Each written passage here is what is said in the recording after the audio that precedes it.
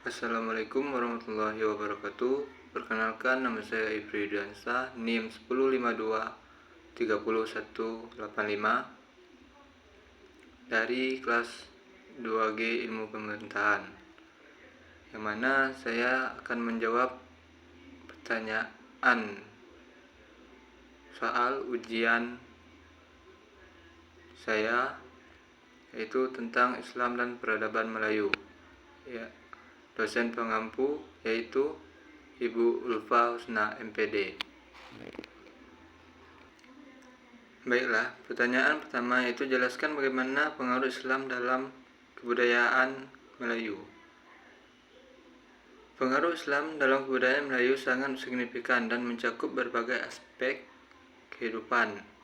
Adapun beberapa pengaruhnya yaitu: pertama, bahasa dan sastra, dan kedua, hukum dan sistem pemerintahan, dan yang ketiga, seni dan arsitektur, dan yang keempat, adat istiadat dan tradis, yang kelima, pendidikan dan ilmu pengetahuan, yang keenam, kehidupan sosial dan etika.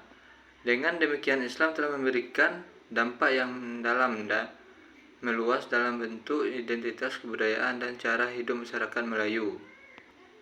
Soal yang kedua yaitu berikan contoh perubahan yang dibawa oleh Islam terhadap alam Melayu dari bidang arsitektur.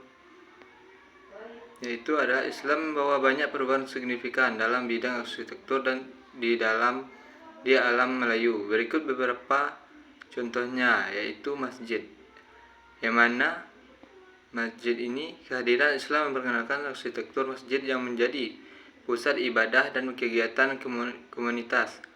Contohnya terkenal adalah Masjid Sultan di Singapura dan Masjid Agung Demak di Jawa.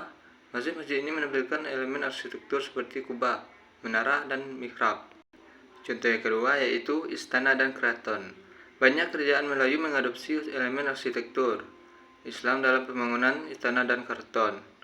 Istana Maimun di Medan misalnya menunjukkan perpaduan antara arsitektur Melayu tradisional dan elemen-elemen Islam seperti penggunaan kaligrafi Arab dan pola geometris. Yang ketiga yaitu rumah tradisional. Pengaruh Islam juga terlihat dalam desain rumah tradisional Melayu, misalnya rumah panggung yang sering dilengkapi dengan ruang khusus untuk beribadah atau musala. Beberapa rumah tradisional juga memiliki hiasan berupa kaligrafi Arab dan pola Islam pada ukiran kayu.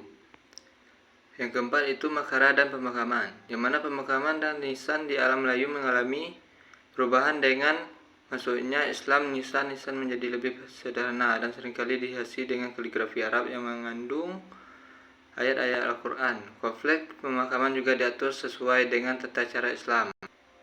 Yang kelima, seni ukir dan dekorasi, yang mana Islam mempengaruhi seni ukir dan dekorasi di bangun Melayu. Pola-pola geometris dan arabesque menjadi lebih dominan, menggantikan atau menyertai motif-motif lokal. Seni kaligrafi Arab sering digunakan sebagai elemen dekoratif pada dinding, tiang, dan langit bangunan. Perubahan-perubahan ini mencerminkan bagaimana Islam menyatukan dengan budaya lokal, menghasilkan gaya arsitektur yang khas dan mencerminkan identitas serta nilai-nilai baru yang diadopsi oleh masyarakat Melayu. Berikut soal yang ketiga yaitu jelaskan maksud dari pepatah adat yang berbunyi adat bersendi syarat, syarat bersendi kitabullah. Yang mana pepatah adat bersendi syarat, syarat bersendi kitabullah ini merupakan pepatah dari budaya Minangkabau yang mengandung makna mendalam tentang hubungan antara adat, agama, dan kitab suci dalam kehidupan masyarakat. Berikut soal yang keempat. Jelaskan bagaimana sejarah dan dinamika masuknya Islam di negara Myanmar tersebut. Yang mana Islam telah hadir di Myanmar sejak abad ke-9 atau ke-10 melalui para pedagang Arab yang berlayar di sepanjang jalur perdagangan maritim yang menghubungkan Timur Tengah dengan Asia Tenggara. Dan soal berikutnya yang kelima, jelaskan bagaimana sejarah masuknya Islam di Jambi. Sejarah masuknya Islam di Jambi memiliki kaitan erat dengan jalur perdagangan maritim di Nusantara pada abad ke-7 hingga ke-16. Berikut ada beberapa poin penting mengenai proses tersebut. Yang pertama, jalur perdagangan. Yang mana jalur perdagangan ini, Jambi terletak di tepi Sungai Batanghari yang merupakan jalur perdagangan penting di Sumatera. Perdagangan dari berbagai negara termasuk Arab, Persia, dan Gujarat datang untuk berdagang. Mereka tidak hanya membawa barang dagangan, tetapi juga menyebarkan agama Islam. Yang kedua, peran Kerajaan Melayu Jambi. Yang mana peran Kerajaan Melayu Jambi ini salah satu kerajaan yang berperan dalam penyebaran Islam di wilayah ini.